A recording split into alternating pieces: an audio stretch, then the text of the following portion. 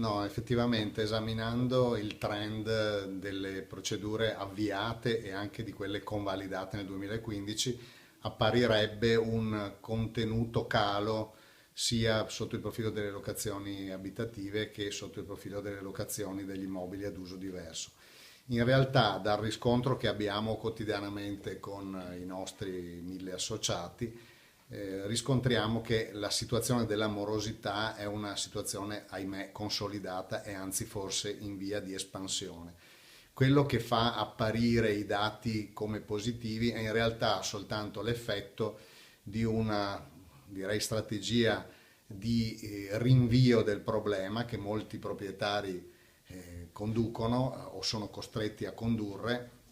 tenendo conto che ci sono dei costi per l'avvio della procedura di sfratto che sono purtroppo assai consistenti, tenendo conto del fatto che i tempi di esecuzione degli sloggi sono ormai superiori all'anno e tenendo conto inoltre del fatto che da parte di molti proprietari c'è il timore che possano esserci anche delle ripercussioni sulle condizioni dell'immobile, nel senso che magari il conduttore possa non essere corretto nella conduzione dell'immobile dopo aver ricevuto la procedura di sfratto. Quindi purtroppo i dati non sono così incoraggianti come sembra. Rileviamo poi in particolare una sempre maggiore sottigliezza tra il numero delle procedure avviate e il numero delle procedure convalidate, a dimostrazione del fatto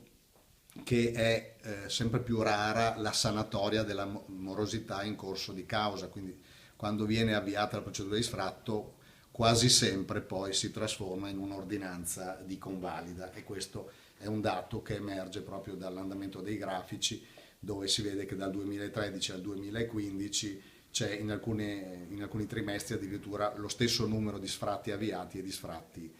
convalidati. Sotto il profilo poi dei dati relativi all'ultimo trimestre del 2015 appare una ripresa, un nuovo incremento dei numeri dopo molti mesi invece di leggero calo, il che ci porta a ritenere che il fenomeno sia tutt'altro che rientrato. Presidente, i commercianti, i loro rappresentanti spesso chiamano in causa affitti troppo elevati da parte dei proprietari degli immobili come ragione della chiusura di attività commerciali, è così? No, non è così, io ho anzi già avuto modo qualche mese fa di rispondere a una presa di posizione di questo tipo da parte dell'Ascom che mi è sembrata francamente ingiustificata e molto generica. Noi abbiamo ovviamente il riscontro dei nostri associati e vi posso garantire che quotidianamente i nostri associati con grande senso di responsabilità, ma devo dire anche con grande senso di realismo, accordano delle rinegoziazioni dei canoni o temporanee o anche per l'intera durata dei contratti di locazione ai conduttori sia nel settore commerciale che nel settore anche professionale o artigianale. Quindi in realtà sicuramente ci sarà forse qualcheduno,